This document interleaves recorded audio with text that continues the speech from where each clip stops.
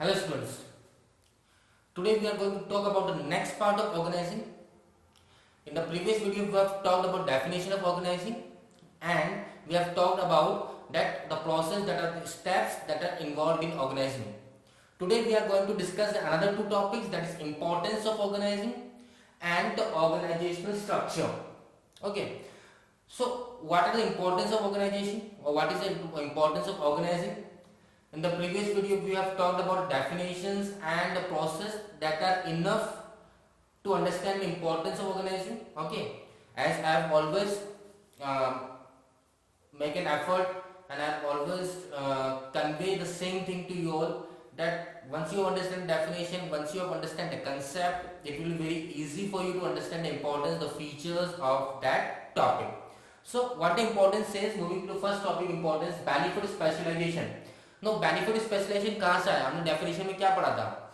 हमने प्रोसेस जो इम्प्लीमेंटेशन था ऑर्गेनाइजिंग, उसमें सेकंड पॉइंट हमने पढ़ा था या फर्स्ट पॉइंट हमने जो पढ़ा था, that is identification and division of work. Now division of work क्यों करते हैं हम? डिवीजन ऑफ वर्क करते हैं क्योंकि क्या होता है, वर्कलोड कम करते हैं। किसी एक ही पर्सन को सारा जॉब नहीं मिलना चाहिए, उसमें क्या डिवाइड हो जाना चाहिए, जिससे वो स्मूथली से कर सकता है, हैंडल कर सकता है।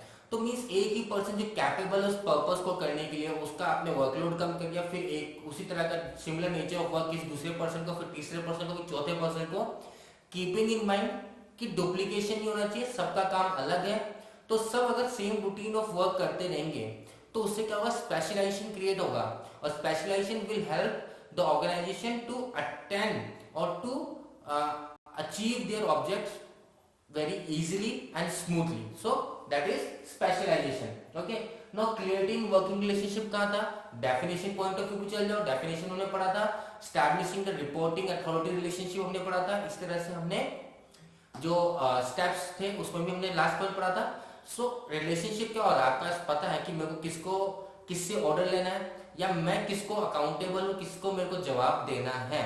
So once it is very clearly पता है कि आपको किससे ऑर्डर लेना है, तो अगर जब आपको पता है कि किसी एक पर्सन से ऑर्डर लेना है, इस पर्सन के लिए मैं अकाउंटेबल हूं, तो यू कैन अंडरस्टैंड। अब हम प्रिंसिपल ऑफ मैनेजमेंट जो सेकंड चैप्टर में पढ़ा था उससे हम क्या कर सकते हैं, कोरिलेट कर सकते हैं, कोऑर्डिनेट कर सकते हैं, समझ सकते हैं। वहां पे प्रिंसिपल मैनेजमेंट क्या था, दैट इज किससे मिलना चाहिए, ऑर्डर सिर्फ एक ही से मिलना चाहिए। पढ़ा था हमने प्रिंसिपल ऑफ मैनेजमेंट में, क्या नाम है उस प्रिंसिपल का, दिमाग लगाइए, सोचिए और उसका आंसर अपने आप दीजिए। Okay, now effective administration.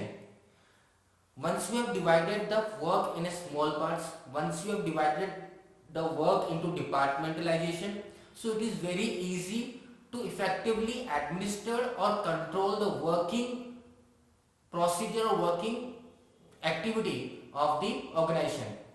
क्योंकि हर किसी को पता है कि आपके नीचे इतने लोग काम कर रहे हैं, आपको इस तरह से काम करवाना है, आपका गोल ये है, डायरेक्शन ये है, प्लानिंग सब कुछ क्लियर है, ऑर्गेनाइजिंग बेटर वे में हुई है, तो it will help effective administration. Okay, optimum utilization of resources. कैसे होगा ऑप्टिमम यूटिलाइजेशन, ये भी हमने डेफिनेशन में पढ़ा है, ये भी हमने किस में पढ़ा है, जब आपने डिवीजन ऑफ वर्क कर दिया तो डुप्लीकेशन ऑफ वर्क नहीं होगा। डुप्लीकेशन ऑफ वर्क मतलब एक ही काम को आपने 3 या 4 जनों में 2 जनों में बांट दिया, तो जो आप एक ही जने को एक काम दे रहे हो तो वो उसी में वो रिसोर्सेज वही रिक्वायर्ड है और किसी को रिसोर्सेज या वो चीज यूज नहीं करनी, तो मींस आपके रिसोर्सेज प्रॉपर्ली यूटिलाइज होंगे, जहां होने चाहिए वहीं होंगे।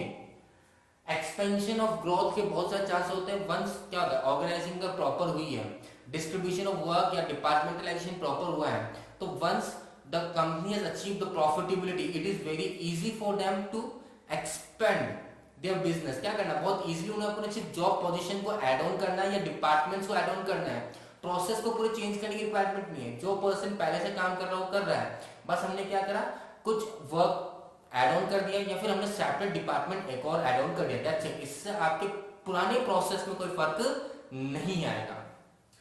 अडैप्शन to change, obviously expansion of growth हो रहा है तो अडैप्शन टू चेंजेस भी बहुत इजी हो जाएगा हमारे लिए, क्योंकि ऑर्गेनाइजिंग स्ट्रक्चर इस तरह से डिसाइड किया गया कि आपका वर्कलोड ज्यादा जनों को नहीं दिया गया है, आपके पास वही काम है जो आपको अच्छी तरह आता है, तो it will very easy for you कि आपको सिर्फ अपने चेंजेस करने, तो आपको अपने प्रोसेस में चेंज करना है। आपको एक साथ ज्यादा प्रोसेस, हर एक पर्सन के पास एक ही काम है, उसमें अगर उसको थोड़ा सा चेंज करना होगा तो ज्यादा प्रॉब्लम नहीं आएगी। That's why adaptation to change is very easy in case of proper organization structure. Development of personal, development of personal कैसे होगा, क्योंकि सबॉर्डिनेशन को आप क्या करोगे, जैसे हमने क्या करा है डिवीजन ऑफ वर्क में ये बोला हमने, या फिर हमने बोला कि जिसके अंदर जो अच्छी कैपेबिलिटीज है, जो काम अच्छी तरह कर सकता है उसी को काम दो। तो क्या होगा, अब जो सुपीरियर है वो अपने सबॉर्डिनेट को क्या करेगा, डेलीगेट करेगा अथॉरिटी, क्योंकि सुपीरियर चाहता है कि मैं अपना टाइम किस में लगाऊं, मैं अपना टाइम सिर्फ एक जो मेजर एक्टिविटीज है जिनमें ज्यादा मेरी रिक्वायरमेंट है, जिनमें ज्यादा यूज होना है मेरी एनर्जी को, वहां पे दूं जिससे ऑर्गेनाइजेशन को फायदा पहुंचे। और जो रेगुलर रूटीन एक्टिविटी है अगर मैं उसके लिए टाइम निकालता रहूंगा या उसके लिए टाइम वेस्ट करूंगा तो मेन एक्टिविटी मेरी पीछे रह जानी है। So that's why that comes in delegation of authority. Delegation of authority means superior जो हाई लेवल पोजीशन होते हैं वो अपनी छोटी मोटी एक्टिविटीज किसको ट्रांसफर करते हैं, सबऑर्डिनेट को, उनके जो नीचे काम कर रहे हैं। और फिर उनको क्या मिलता है, सबऑर्डिनेट को कहीं ना कहीं एक मौका मिलता है to prove themselves, yes we can do this work very easily and in a better way. तो उनका क्या होगा, डेवलपमेंट होगा, हाँ सुपीरियर के सामने कि हाँ इस काम को आप अच्छा कर सकते हो, ठीक है अब ये काम करके दिखाओ, ये काम करके दिखाओ। So development of person. So these are the importance of organizing that we have discussed, that is in total there are 7 importance of organizing. So once you understand definition, once you understand a process or a steps involved in organizing, it is very easy for you to understand or to recall the importance of organizing. Moving to the next topic of today that we are going to discuss is organizing structure.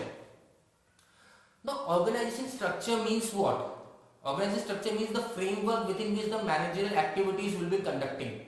आपकी जो structure होगा business का, कि कौन सा आप functional use करोगे, divisional structure use करोगे, किस पे डिपेंड करता है, स्पैन ऑफ मैनेजमेंट पे डिपेंड करता है।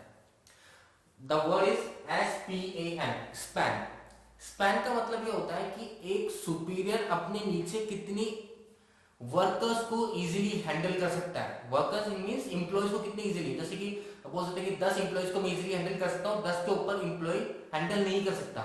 तो वो डिसाइड करेंगे फिर आपका ऑर्गेनाइजेशन स्ट्रक्चर कौन सा होगा, या तो आपका ऑर्गेनाइजेशन फंक्शनल होगा या फिर आपका डिविजनल होगा। ठीक है, so first of all what we have to understand what you may organization structure, it refers to framework within which the manager task are perform. कि आपका स्ट्रक्चर कैसा होगा, बिजनेस स्ट्रक्चर, आपके कितने सुपीरियर सबऑर्डिनेट का रिलेशन कैसे exist करेगा, कितने सुपीरियर्स 1 to 1 होंगे, या फिर हम बोल सकते हैं कि 1 to 5 होंगे, डिपेंडिंग कि आपका मैनेजर टास्क कैसे परफॉर्म किया जाएगा आपके ऑर्गेनाइजेशन स्ट्रक्चर के बेसिस पे। अगर इस चीज को समझना तो बहुत सिंपल समझिए। कई बार हम देखते हैं किसी स्कूल के अंदर सिर्फ 30 स्टूडेंट्स होते हैं और एक टीचर होता है क्लास के अंदर और 30 बच्चे होते हैं। कई स्कूल के अंदर 60 बच्चे होते हैं क्लास के अंदर। तो टोटली क्या वो आपके डिपेंड करेगा कि आपका फंक्शनल मतलब आपके नंबर ऑफ क्लासेस कितने इंक्रीज होंगे, वो डिपेंड करेगा आपको। मींस अगर मान लीजिए आपके टोटल 150 स्टूडेंट्स है 11th क्लास के अंदर, ठीक है, तो 150 स्टूडेंट्स को आपने बोला कि यार ठीक है काम करो 75 2 कर दो, 2 सेक्शन बनेंगे। या फिर बोले काम करो एक क्लास के अंदर सिर्फ 30 बच्चे होंगे, 30 बच्चों के हिसाब से आपको कितने हो गए, 5 सेक्शन तैयार करने पड़ेंगे, A B C D E। तो टोटली डिपेंडिंग कि आपका स्पैन ऑफ मैनेजमेंट कैसा होगा, आप इजीली कंट्रोल कर पाते हो 30 स्टूडेंट्स को या मोर देन 30 स्टूडेंट्स को, दैट विल डिसाइड। ये तो एक स्कूल का एग्जांपल दिया मैंने, है ना। वैसे ऑर्गेनाइजेशन के अंदर भी ये होता है कि how will you perform the task. ठीक है, आपका जो स्ट्रक्चर है मींस बॉस रिलेशन, सुपीरियर मान लीजिए, सबऑर्डिनेट मान लीजिए, वो इजीली कितने लोगों को हैंडल कर सकता है, या फिर फंक्शन ऑफ मैनेजमेंट कितनी प्रोडक्ट्स आप मैन्युफैक्चर कर रहे हो, इन सब चीजों को ध्यान में रखते हुए डिसाइड किया जाता है कि आपका ऑर्गेनाइजेशन स्ट्रक्चर क्या होगा। अभी समझाता हूं, जैसे फंक्शनल स्ट्रक्चर नॉर्मली मीडियम जो मीडियम सेक्शन या मीडियम बोल सकते हैं हम, मीडियम स्केल ऑफ फर्म्स होती है, ज्यादा लार्ज स्केल पर काम नहीं करते, पार्टनरशिप को लेकर मान लीजिए, जहां पे आपके नंबर ऑफ प्रोडक्ट्स ज्यादा नहीं है। अगर ज्यादा भी है तो बहुत सिमिलर नेचर के प्रोडक्ट्स हैं।